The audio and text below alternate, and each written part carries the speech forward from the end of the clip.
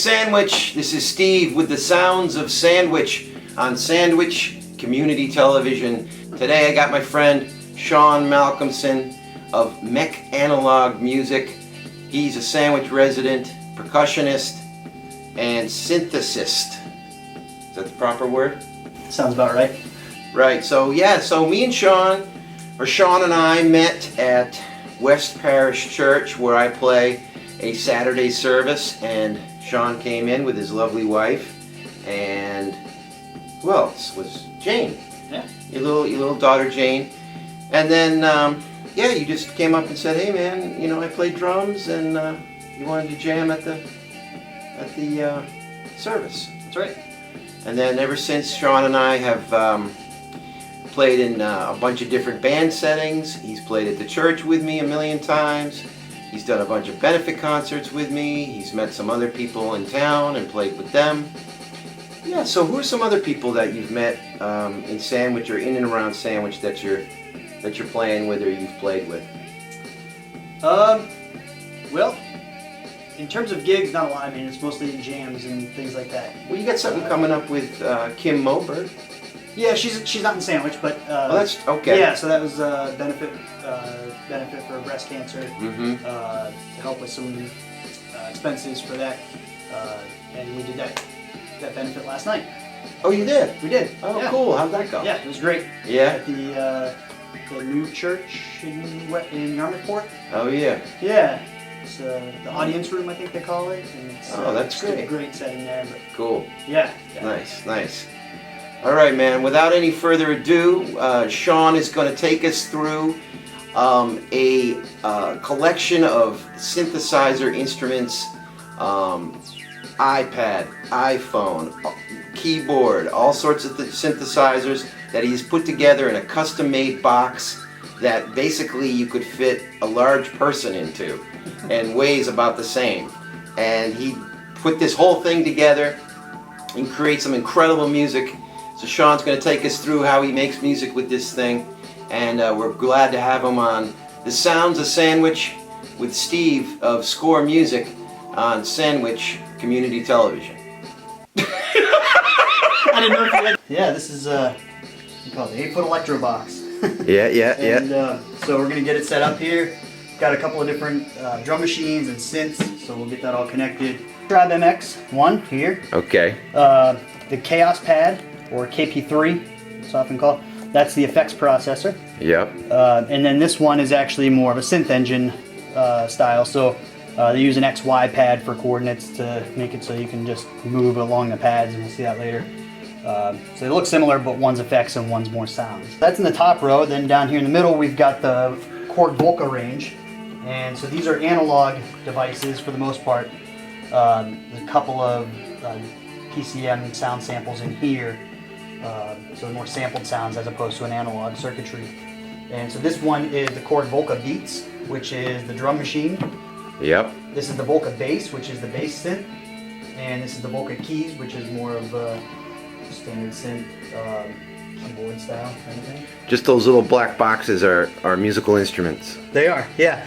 And when you hear them, the amount of sound that comes out of those is just amazing. All right, so the Korg Wave drum, and this is it's a drum, but a synth kind of thing as well, pressure sensitive, and so it can be classic snare, and it's sensitive enough to use brushes and get really good sound. You can, or you can use sticks if you want. The rim will work. And it can do really powerful tom sound.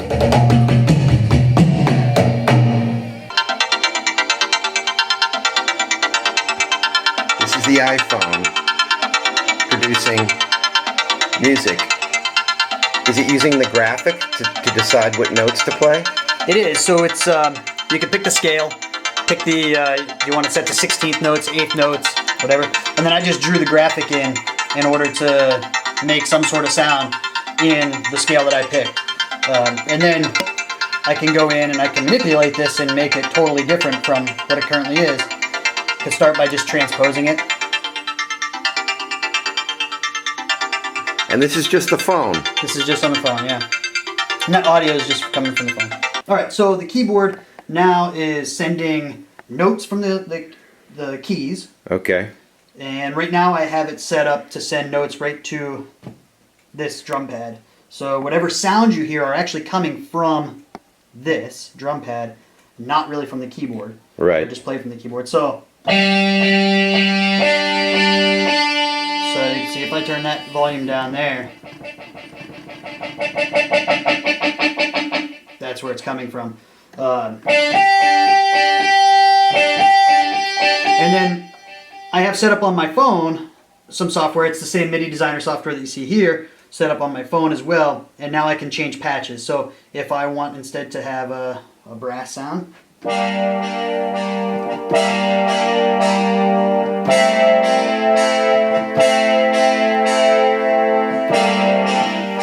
and then I can change the settings with the knobs and things like that. So here, if I take this brass sound,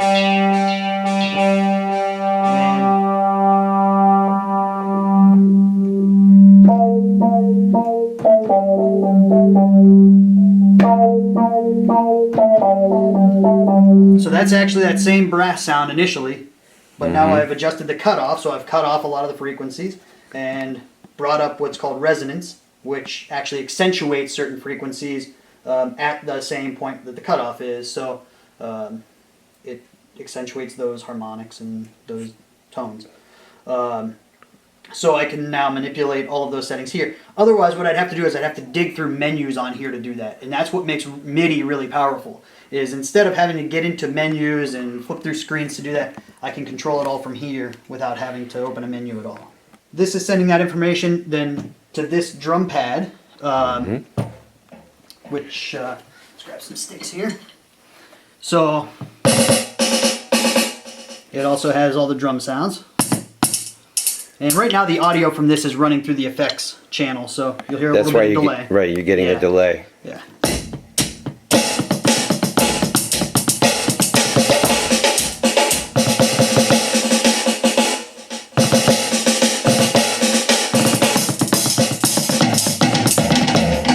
And we'll just hop in here and turn that delay. So under there, underneath all the gear, you've got a couple of mixers. Got two mixers, yeah. So I've got one mixer that's all sending into the effects channel. Then from there it can be looped here. Okay, so to those crazy things. yeah, and then this audio goes back into the second mixer along with the audio from the EMX and the Volcas. And then those have their own separate effects chain that they can be on. So cool. So, yeah, and then Well, can I hear some different sounds from the drum pad? the drum, yeah. Yeah, that so thing. this is my drum.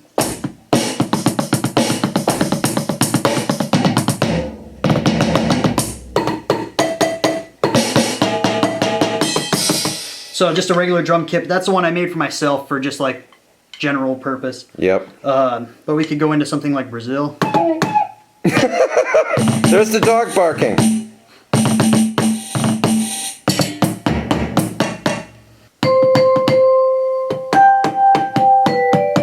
Vibraphone. And then put a little bit of delay on those. They sound really good.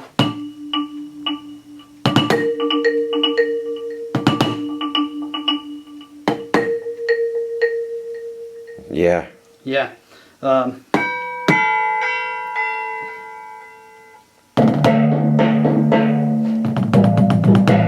Timpanis. Yeah, so, I mean, it's crazy the amount of stuff. But even, so on top of all of that, you can play it with your hands as well. So if we come here to, this is a conga patch. So now I can,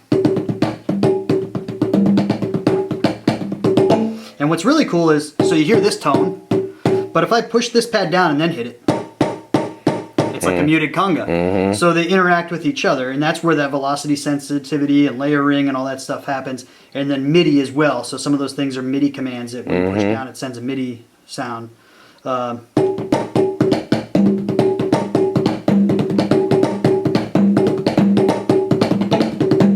then, like I said, so that's being sent into the effects processor if I want I can turn that on, and then we can loop any of that. So if we take something like this here, and I'll just give us a bass drum. Turn that back up. Now, what did you do to get that? I was watching, but I didn't bass catch drum? it. Yeah. Yeah, so all I did is I went to a patch that I knew I had something programmed in. I see. And then I just soloed the bass drum sound. So instead of letting the other stuff play that's programmed in here, I'm just hearing the bass. And then what I can do is I can take this and just get a kit here. Just take that effect out. And we can actually then loop that into either one of these, really. Let's see if I can get a better. So now it's ready to record whatever I play next. Okay. Okay?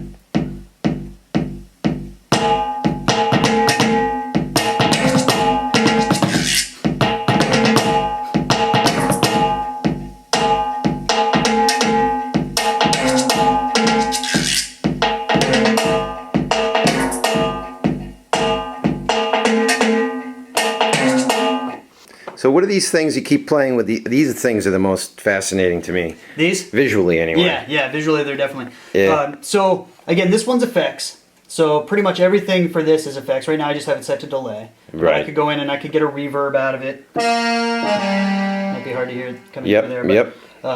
So a reverb. I can do filters, or this is a green filter. So it dirties it up a bit. We've got a talk mod.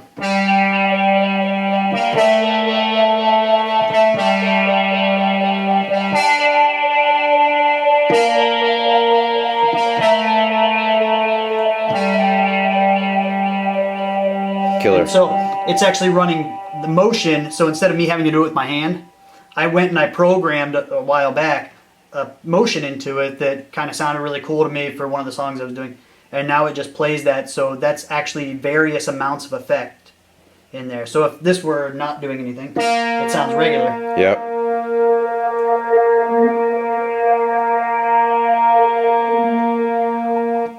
Same with the delay. So if it were here, nothing.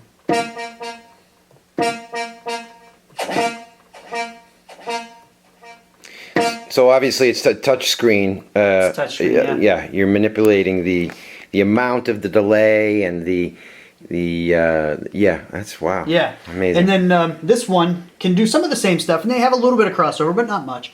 So there is a delay on this and stuff like that, but mostly these are going to be.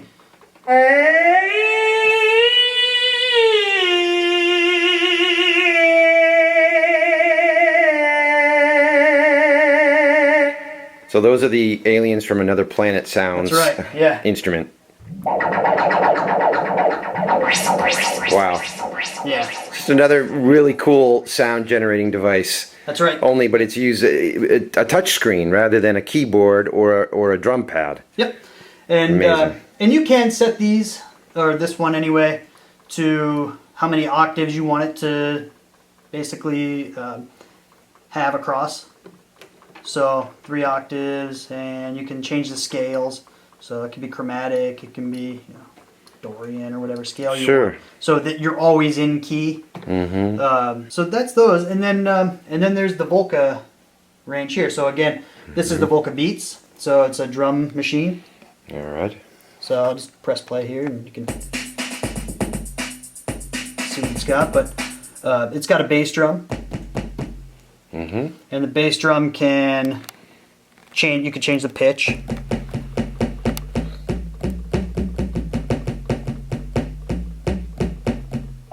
You can change the decay. So how long does the sound last? So nice, quick. Change the click amount. So kind of the attack amount on it. Sure. So classic kind of you'll see here like an 808 drum machine. Nice long decay with a low pitch. Bit of click in there is nice. Then we have a snare, and you can change. It's called snappy or something like that. So how snappy the snare is. Again, the pitch. So pretty soon it doesn't sound like a snare at all. Yeah. Even if I turn the snappy down, that's kind of the noise on it. and it has a decay as well. So you can imagine that making drum beats, you know, what is called a snare doesn't have to actually sound like a snare in your track. Yep, it can sound like a Dixie cup. Right, yeah.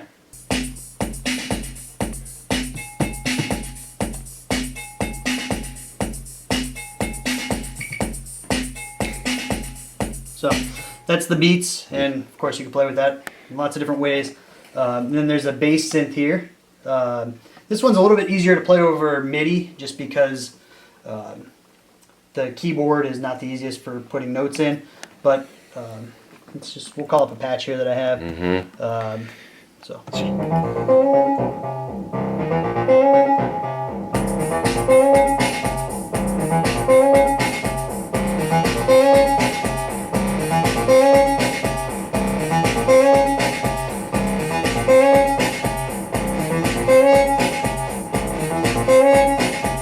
So it's more geared toward bass sounds, and again it's a 1 bar, so it's 16-step sequencer, but this one actually has 3 different oscillators on it, so the oscillator is what carries the sound or sends the sound, and then all of those run through a filter, and a filter is where you filter out certain frequencies and sounds, things like that. Certainly if you clear this out, again we can record, so I'll change my keyboard down here, and I'll press record.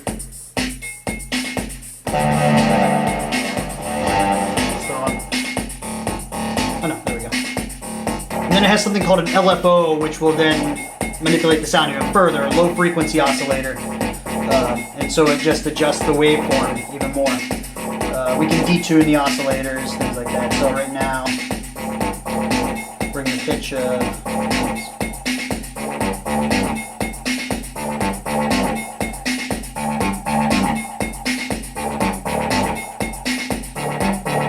totally changes the whole sound of it. I mean, not totally, but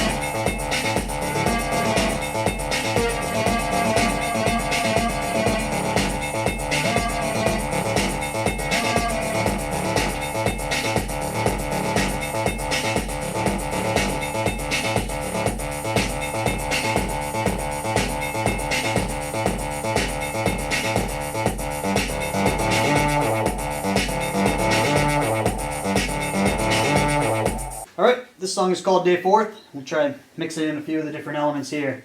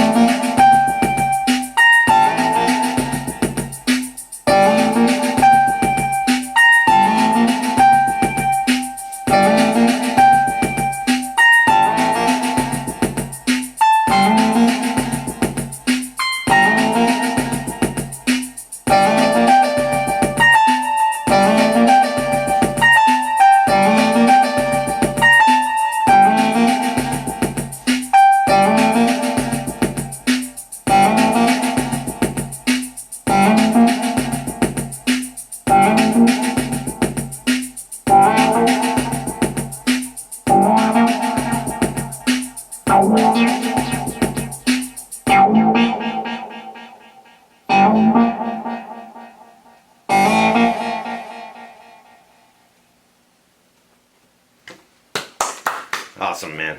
Awesome. Killer.